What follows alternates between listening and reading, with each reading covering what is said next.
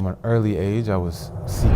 I was looking for answers. I guess you could say I was looking for the truth. And I used to study with a teacher named Baba Hari Das, and he was a Hindu who taught yoga. He had taken a vow of silence for, at that point, 40 years. I practiced meditation. I lived in Thailand for a while, and I studied in the jungle with a Buddhist monk. I lived in Jamaica, in the hills of Jamaica, with a Rastafarian elder. I had dreadlocks at the time. I also spent time as a shepherd in Palestine. Like, I lived in a barn, I slept on a bale of hay. And I got to the point where I decided that, okay, I need to put all this together, but I didn't yet see that it was intact somewhere. That was what set me up to find Islam, alhamdulillah. Assalamu alaikum wa rahmatullahi wa barakatuh, Dr. Abdul Rothman. Thank you for joining us. Wa alaikum salam, it's good to be here. So, we're going through a few things, and my first question is for the viewers that don't possibly know you. Can you tell us a little bit about yourself? Yes, what oftentimes people are interested in my background is obviously that I converted to Islam. I embraced Islam, and my path to embracing Islam is simultaneously how I came into Islamic psychology. My work in psychology, that's the career that I have, is also how I embraced Islam. So my background is in psychology. I have a master's degree in psychology as well as a PhD. But before I did the PhD, I had an entire career just as a clinician. And leading up to that, what inspired me to become a therapist or a counseling psychologist is that I was always driven to understand the nature of humanity, the nature of human beings, and specifically from a standpoint of understanding the development of the human being. So before coming to Islam, we know that your journey was quite wide and you spent a lot of time with different groups coming to your truth. Can you speak to that journey a little bit? Before college, I used to travel and I used to read a lot. Mostly still within the US, I would sort of explore other communities, different cultural communities, and read on lots of different religious traditions. And then when I went to college, I started to study lots of different religious traditions.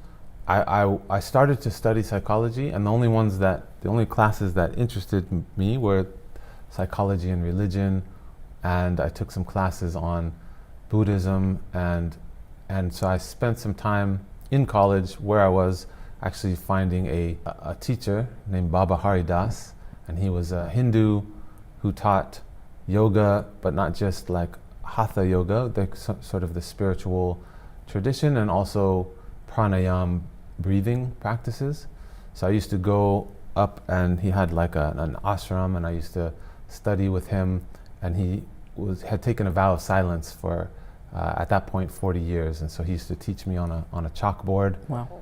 And we would do both physical practices of yoga, but also meditation and breathing practices, so learning to control the breath. I had friends at the time in college. All my friends sort of had grown up with this in this community, and did things like power pranayama, where they would like put a rebar in the soft part of their throat and bend it just without their hands going forward. They would rip phone books in half, and they would do all of these like impressive things, but showing what you can do with the power of breath. So that's something that I really resonated with and incorporated into my path, or my understanding of myself and spirituality, and this development of my understanding of psychology. But then I moved on because it didn't really resonate with me, the sort of theological aspects of this within Hinduism, right? I really like the practical aspects and some of the philosophies of breath and self and building up your capacity. But then I moved on, and I would study other traditions. I practiced meditation for a long time, Zen Buddhism, and then I began traveling. So I lived in Thailand for a while, and I studied in the jungle with a Buddhist monk, and we would fish out of rivers and just live very simple life. I lived in Jamaica, in the hills of Jamaica, with a Rastafarian elder, and learned about the sort of deeper spiritual tradition of Rastafarianism. I had dreadlocks at the time, some of these aspects come from Christianity, but they're understood in a way that is aligned with sort of the notion of human beings that isn't influenced by a colonialist narrative. So in the case of Rastafarianism, they're looking at the connection with the original human beings starting in Africa, and there being this line of lineage of kings from Africa. And that was a big part of my path of understanding, is that I was looking for this ancient human connection beyond all of these sort of socio-political, post-colonial layers that we understand tradition and culture through, and really trying to find the heart of things. And so that was one of the things that led me to that path. And again, as I'm in each one of these places, I'm taking and absorbing things that really made sense to me, that I would say it's almost like I felt like I had a barometer in me that was able to determine or sense what was true and what was perhaps a little bit off. I also spent time as a shepherd in Palestine. Like, I lived in a barn, I slept on a bale of hay, and I had sheep and goats, and I used to be out in the field. I played a flute, and just so I was really connecting with these ancient ways of being, and sort of these lines of prophetic teachings and prophetic ways of being as well, and really fully taking on that life. So when I would live with people, I would submit to their way of life and act within those frameworks, but I was still trying to assess where I felt was the alignment with truth. To me, it wasn't about taking on a religion or not. It was, I always believed there was only one God, and therefore there was only one path to the true reality, and that everybody's really trying to get to that, and most people are pretty close. And so I would take what I felt was aligned with that reality for myself, and then move on, because I felt like maybe they had 80% or 85% was actually was correct. Mm-hmm. And then there was like this bit that didn't feel right to me, but it was primarily what I felt was off with what I now know as aqidah, right? What was off with the theological reality. And the irony is that I didn't yet have that whole theological reality presented to me in a way that I could see it as, okay, this is it. I just was going based on my own sense. And I wouldn't even say intuition, more just like a deep-seated feeling or knowing that there must be a truth, there must be a path, and I had a sense of being able to sense whether it was on or off. And so I just kept moving on, traveling to other places and living with different communities, and trying to find this true path, one path, I guess.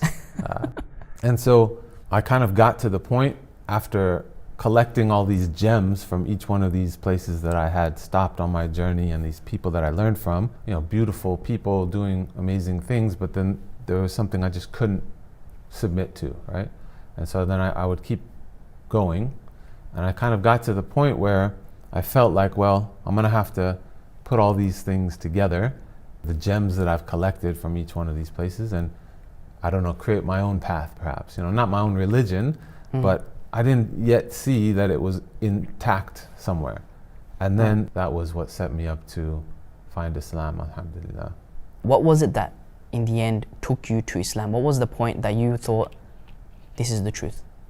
The actual answer to that is Allah turned my heart. And I'm very clear on that, because for me, it wasn't a cognitive, rational decision based on something that I read. Just like what I'm explaining when I'm going to each one of these places, I'm really going based on a feeling, a knowing, I would say, in my heart. And the point that it became clear was literally just a knowing. It all came together. But how the sabab for me to, the vehicle for Allah to finally, illuminate that in my heart, was when I was blessed enough to engage with Muslims that I feel like we're holding Islam in a beautiful way, or I would say in a proper way. And what I mean by that is, when I was traveling to each one of these places and staying with these communities, one of the things that put me off was the sense of tribalism. It was a sense of you have to be one of us to be righteous or saved or a believer, right? And that definition of one of us, they were determining. They had determinations of, well, if you do this, or you have this bloodline, or you're doing these behavioral actions, then you're saved, right? And to me that just felt like, well, how can you know what the reality of my soul is? That only God can assess that. And that was just another thing that I just knew had to be part of a true path, that there would be a recognition that only Allah can know, only Allah can judge. And so, subhanAllah, when I was with this community of Muslims, which by the way was with a Sheikh, Muhammad Jamal from Philistine, he was the caretaker of Al-Aqsa Mosque. I met him through his students in the US. So I traveled all around the world, but it was in the US, ironically, in California, that I sort of first encountered Islam. And the people who showed me Islam, or who I came in contact with, they were Muslims, they were practicing Muslims, they prayed 5 times a day, they did the religion of Islam. And yet they treated me as if, even though I wasn't Muslim and I wasn't praying, I wasn't doing all these things, they treated me as if I could potentially be on a higher level with them and still have a close relationship with Allah, or potentially even a closer relationship with Allah, right? And that didn't impact or affect their belief that this is the right path. They didn't need me to believe what they believe, and they allowed for my state of my soul to actually be determined by Allah. And to me, that was mind-blowing. That's exactly the heart of what I had been seeking all of this time, is that it's not about a bloodline, it's not about a social identity, it's not about joining a club that makes you righteous, or that makes you a believer, or that makes you somebody who is a person of God. It's about your inner state, your intention, and the relative striving for getting close to Allah. That is an unseen process internally that nobody can really understand except for Allah, and nobody can judge that.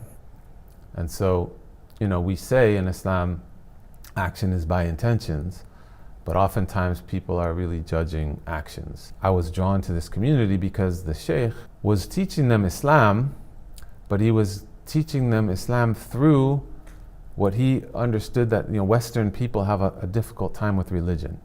They think it's constricting, and people who didn't grow up with religion, or perhaps they're just in the secular space. And so a lot of people want the healing and the love and the mercy, and they want the light without the heat. Oftentimes people want the haqiqah without the sharia. And so this sheikh was completely teaching sharia, but he was front loading the haqiqah, of saying, like, look, there's all of this beautiful wisdom to access in the Islamic tradition that can heal people, actually fundamentally heal not only spiritual diseases but physical diseases. And so he was offering that as a net to catch people, essentially, or to say, like, look, there's these beautiful things Islam has to offer. And then a lot of people were embracing Islam, realizing the full picture of it. Actually, ironically, it wasn't really a continuation of my quest in looking at different religions. It was more my quest for seeking this path of healing the soul. And then immediately, it took very short time, as soon as I saw what we were doing and what he was teaching and what this was all about, it all just snapped, and that's when my heart completely shifted, and I was like, this is what I had been seeking all along. Because now, as I started to look at it, because actually I had already delved into all of the different depths of the soul as it's taught through all these different traditions. What I was looking for was the silsila, or was the thread that holds it all together, which really what I was lacking was the sharia. I was lacking the path, right? The way to understand it, make it make sense, keep it all together. And so it all just clicked, and everything that I had collected from all these gems that I talked about collecting from all these different places, they were all there within Islam. And then to me it felt like that was just the beginning of the door had opened to this entire other depth that I hadn't even yet realized or discovered. And so it was very immediate and very clear that that whole journey was my journey to Islam. And so I embraced Islam, and this simultaneously became my approach to psychology. So my approach to understanding psychology was at that point completely informed by Islam.